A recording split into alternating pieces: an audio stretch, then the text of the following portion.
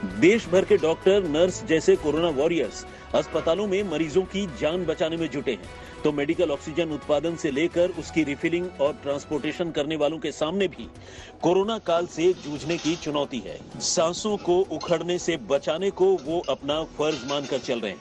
रांची से सत्यजीत कुमार के साथ आज तक ब्यूरो। पूरे देश में ऑक्सीजन को लेकर हाहाकार मचा हुआ है। सबसे बुरा हाल राजधानी दिल्ली का है।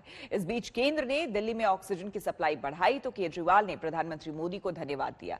साथ ही ये भी मांग कर डाली कि दिल्ली को मिल रही ऑक्सीजन में अब कोई कटौती ना हो। किसी भी प्राइवेट हॉस्पिटल में वो लेकर राजी नहीं है। वो कह रहे हैं हमारे पास ऑक्सीजन की कमी है, ऑक्सीजन नहीं है हमारे पास। मैडम ये देखें क्या तो रहे करने के देखो चलने की हालत है इसकी क्या? हमें बैठनी चाहिए, कम से कम मरीज को ऑक्सीजन तो दे दीजिए ताकि उनका कम से कम जान तो बचे।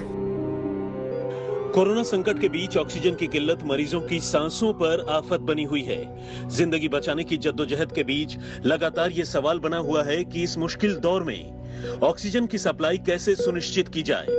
ऑक्सीजन को लेकर सबसे ज्यादा दिक्कत की खबरें राजधानी से आ रही हैं, जहां के अस्पतालों में ऑक्सीजन की कमी से मरीजों की जान तक जा चुकी है। ऑक्सीजन की कमी को लेकर लोगों की उखड़ी सांसों को बचाने के लिए क्या क्या किया जा रहा है, इसे लेकर केंद्र सरकार ने सुप्रीम कोर्ट को जानकारी दी। केंद्र सरकार ने शीर्ष अदालत को बताया कि दिल्ली में बीते दिन 700 मीट्रिक टन ऑक्सीजन दी गई है। इससे पहले दिल्ली को 585 मीट्रिक टन ऑक्सीजन की सप्लाई की गई थी। केंद्र सरकार ने यह भी बताया कि 4 अप्रैल को किए गए सर्वे में ये बात सामने आई है कि दिल्ली के 56 प्रमुख अस्पतालों में ऑक्सीजन का पर्याप्त स्टॉक है। दिल्ली में ऑक्सीजन का कोटा बढ़ाने के याचिका पर सुप्रीम कोर्ट में दिन भर सुनवाई हुई। केंद्र सरकार और दिल्ली सरकार ने अपनी अपनी दलीलें दी। केंद्र सरकार का जहां यह कहना था कि वो अधिकतम सप्लाई कर रही है और पिछले दिनों उन्होंने 700 मीट्रिक टन की ऑक्सीजन सप्लाई की भी है, लेकिन लगातार इसको बनाए रखने में मुश्किल ये आएगी कि अगर दिल्ली का कोटा बढ़ाया जाए तो बाकी आसपास के राज्यों पर इसका असर पड़ेगा, क्योंकि कटौती उन्हीं में से, तेल इन्हीं तिलों में से निकलना है। लिहाजा ऐसे में दूसरे राज्यों के लिए कटौती की जा सकती है। हम इतने ऑक्सीजन के उधर अरविंद केजरीवाल ने प्रधानमंत्री नरेंद्र मोदी को चिट्ठी लिखी, दिल्ली को 700 मीट्रिक टन ऑक्सीजन सप्लाई को लेकर और शुक्रिया जताया और राजधानी को रोजाना इतनी ऑक्सीजन सप्लाई की मांग की। कल पहली बार केंद्र सरकार ने 730 टन ऑक्सीजन भेजी है। हम तहे दिल से दिल्ली की जनता की तरफ से, उनका मुख्यमंत्री होने के नाते मैं केंद्र सरकार का बहुत बहुत शुक्रिया अदा करता हूं। जब तक ये कोरोना की सेकेंड वेव कम नहीं हो जाती, हमें डेली 700 टन ऑक्सीजन की जरूरत है। ऐसा ना हो कि कल 700 टन आई और आज फिर से 400-300 टन आ जाए, फिर से सारे अस्पतालों के अंदर हाहाकार मच जाएगा। हालांकि केजरीवाल सरकार की इस मांग के बीच केंद्र ने सुप्रीम कोर्ट में दूसरे राज्यों में ऑक्सीजन की बढ़ती डिमांड का भी जिक्र किया है।